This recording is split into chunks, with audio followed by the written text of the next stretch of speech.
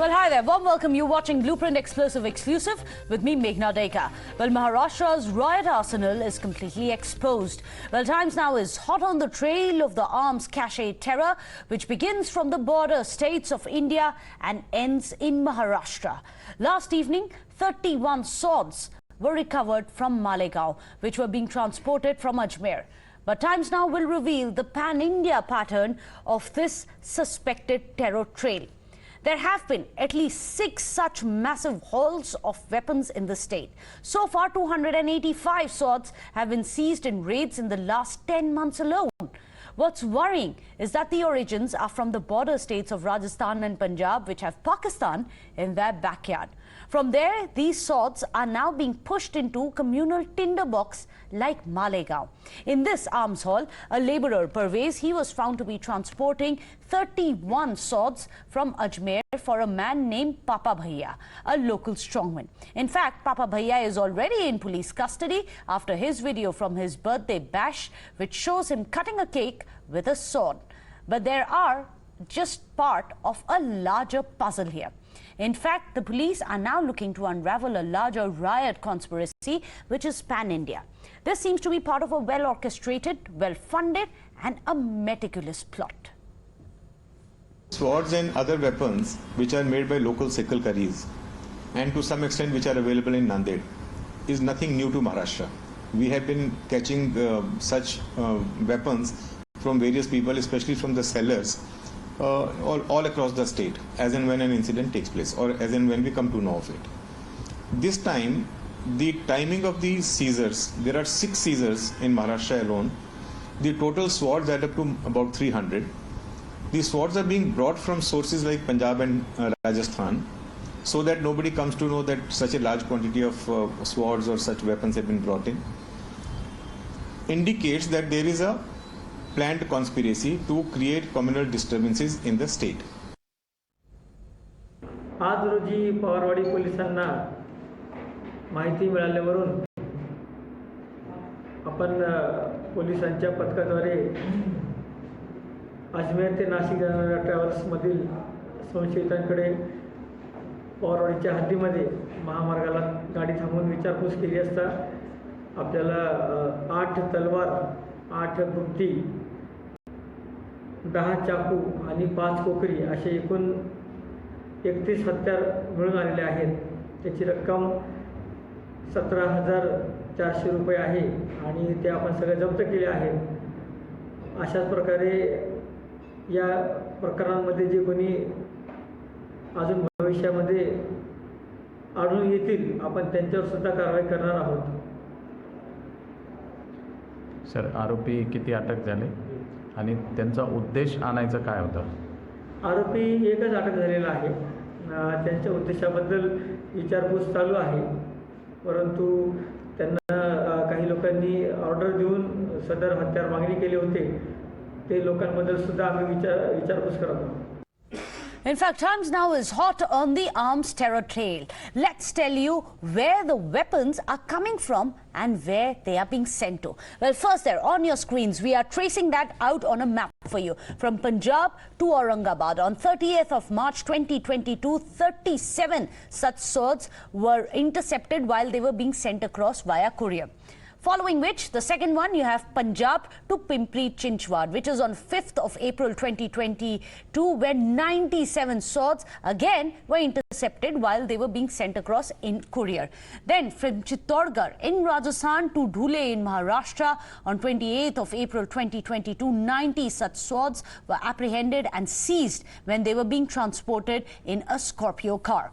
Following which, on 25th of June in Jalna, 9 swords were recovered from a house. Following which, on 18th of October 2022, from Ahmednagar, 21 swords were recovered from a shop.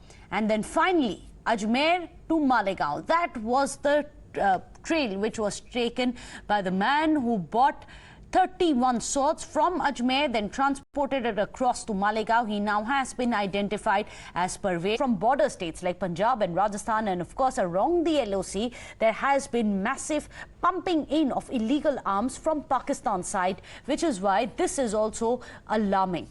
Let's also tell you how crossing state borders shows that this plot is across India. It's a pan-India plot that we are looking at. Also, the quantum of the recoveries, it's not just for personal use of one or two people. The quantum itself shows that there is a larger plot underway. Who else would need 285 swords to be brought into the state?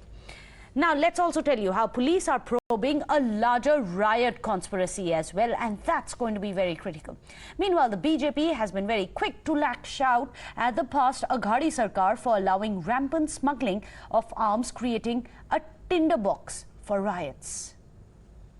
Area है मालेगांव, वहाँ इस तरह के जखीरा मिलना कैसे देखते हैं आप, क्या पूरी जानकारी हो करेंगे? ठीक है, मैं उचित समय पर उसकी जानकारी दूंगा। काफी सेंसिटिव एरिया है मालेगांव, वहाँ इस तरह के जखीरा मिलना कैसे देखते हैं आप, क्या पूरी जानकारी हो करेंगे? ठीक है, मैं उचित समय पर उसकी जानकारी दूंगा। इन हथियारों का क्या काम, इन हथियारों से किसे क्या करना है? क्या किसी की कोई दंगे फैलाने की मंशा है? इसके पीछे कौन से गुट है? इसका सरगना कौन है? इसके मास्टरमाइंड कौन है? वर्तमान सरकार इसकी पूरी तरह से तफ्तीश करेगी, इसे खंगाल कर उनकी क्या मंशा है, उन लोगों को जेल के सलाहों के पीछे भी। उस वक्त की ठाकरे सरकार ने जानबूझकर इसे अनदेखा क्यों करा? इसकी तफ्तीश क्यों नहीं करी? इस बात का जवाब उद्धव ठाकरे जी समेत कांग्रेस और राष्ट्रवादी दल को भी देना होगा। However, the opposition says that there is a larger conspiracy underfoot which the Shinde Sarkar is failing to foil.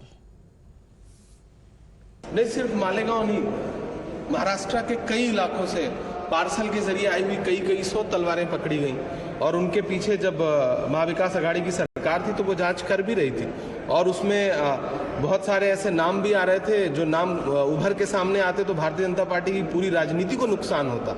ऐसे में आज वो सरकार नहीं है, अब आज जांच की दिशा भले मोड़ दी जाए, लेकिन इस देश में जिन्हें सिर्फ कृपाण रखने की परमिशन सिर्फ सरदार भाइयों को, बाकी लोग अगर इस तरह का कहीं भी कोई आवागमन हो रहा है इस तरह के हथियारों का और अगर कोई भी इस तरह के हथियार सार्वजनिक रूप से बांटने का या उसको बढ़ावा देने का प्रयास करता है तो कानून अपना काम करे। Well, this is a matter not just concern for Maharashtra, but it is a matter of concern for the entire nation. And stooping down to such petty politics over weapons being found is absolutely unthoughtful and illogical. I think that such activities need to be monitored and there should be a strict vigil by whichever government. And it is not that the MVA promoted certain things. So, but BJP is fond of, hammering the MVA every now and then, whenever something comes and bringing it on communal lines. Now you have the entire Maharashtra and the entire country in your hands. So, is everything going on well? Let me go across to our panelists. Mithun Vijay Kumar is joining us, a political analyst. Professor Atikur Rahman is also joining us, a political analyst. Professor Atikur Rahman, I'm going to come to you first. Is this part of a larger plot? Because it couldn't be just one specific incident, because there are at least 285 swords which have been pumped into Maharashtra, and that too very sensitive, communally sensitive areas. What could be the larger ploy and who gets to benefit?